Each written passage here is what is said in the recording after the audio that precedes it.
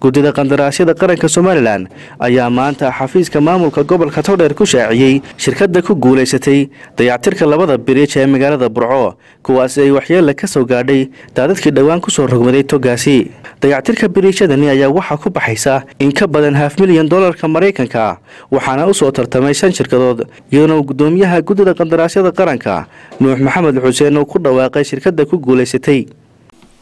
Gudida Qandaraasyada qaranka aanu afkoodii ku hadlaya u mahad celinayna madaxweynaha qaranka mudane Muuse Biixi Cabdi oo si emergency ku amray ciday khusayso in emergency lagu dhiso labada biriish ka guddi qandaraas ahaan annaga oo awaamirta madaxweynaha qaranka fulinayna dhammaan xafiiskii Gudida Qandaraasyada qaranka waxaan u soo rarnay gobolka Togdheer muddada aanu ka shaqeynayno waxaan gudagelayaa go'aankii kama dambaysta ahaa maanta oo ay bishu tahay 20 waa maalin Salaasaa waxa ku soo tartamay dayactirka labada biriish ee Burco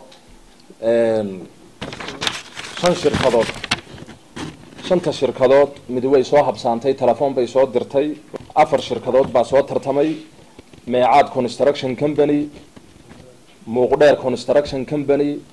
Hirad Construction Company Habon Construction Company, Guuleed Construction Company. Waxa short list-ka galay Hirad Construction Company iyo Guuleed Construction Company. Waxa ku guuleystay dayactirka labada biriish ee Burco Hirad Construction Company.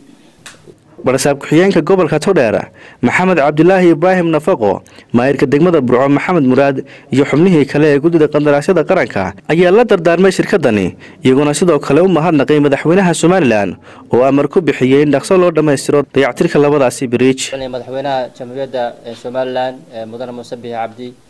oo si degdeg ah uga soo jawaabay qayladhaantayadii iyo maxay ahaayeenay arrinkii meesha ka jira runtii oo emergency-ga ahaa waxaan aad iyo aad ugu mahad celinayaa iyagana salaamaya shirkadihii ku soo tartamay waxaan leeyahay insha Allah ta'ala kulli gar laba nin kama wada qoslisay maalinba nin baa helaya biidinilaahi kariim bari baad heli doontaan hiirna waan u hambalyeynaya shirkada engineer Faarax uu hoggaanka ka yahay mar labaadii mar saddexaad waxaan mahadnaqaynaa madaxweynaha qaranka oo lacagta inta leeg oo waliba miisaaniyadda qarankan ku jira in loo huro waan mahadnaqaynaa mar labaadka halkan maanta cidda ku guuleysata ama shirkada ku guuleysata ayadana waxaan ugu ducaynaynaa in Ilaahay subxaanahu wa ta'ala u dhib yareeyo waxaan idin sheegaynaa in bidhkiisa ka halka lagu bixinayo cabashadii ay qabteen ka cabanayseen biriijyada iyo dhibaatada soo gaadhay taasna saaka ay soo afgo'ayso dawladda dhexe ay guddiso madaxweynaha qaranka Jamhuuriyadda Somaliland uu si degdeg uga jawaabo baahidii gobolka anagoo ka wakiila waan ugu hambalyeynaa labada bridge maanta Burco laga dhisayaana waxa uu Burco soo kordhi doona sidii markii horeba ay ugu hayeen maayir ka sheegayo more than $5 million lacag ka badan baa lagu dhisay imka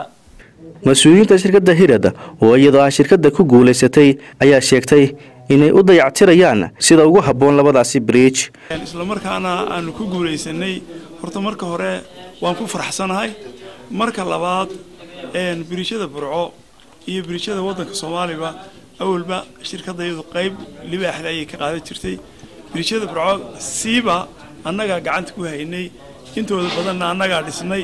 kuwa dayactir kana annaga u baahan hadii aanu maanta nalagu soo wareejiyay xilkiina xil culus baa nalagu soo wareejiyay awal baanu haynay waanaanu ku faraxsanahay waanaanu jecelahay insha Allah ta'ala in Ilaahay noo fududeeyo dadkana waxaanu dhamaan ka baryaynaa inay noo soo duceeyaan inaan roobka dayrta ee soo socda ee bisha 9aad bilaabaya inaanu biriijyada wax sii gaadhin inta aanan dhamaynin waxaanu ka dardaarmaynaa aanu dadweynaha reer Somaliland iyo cid kasta oo horumarka jecel wadankeena uu sheegaynaa in iminka roobabkii karantu socdaan kuwii dayrtuna ku xigaan dabeedna dhibaato halka ka soo socoto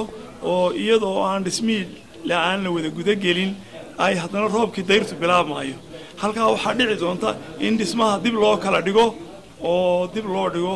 oo aan markaa la odhan maxaa maantaba loo dhaweyn waayey biriijyada dhismahoodu maaha wax maalin iyo bil iyo laba lagu dhammeeyo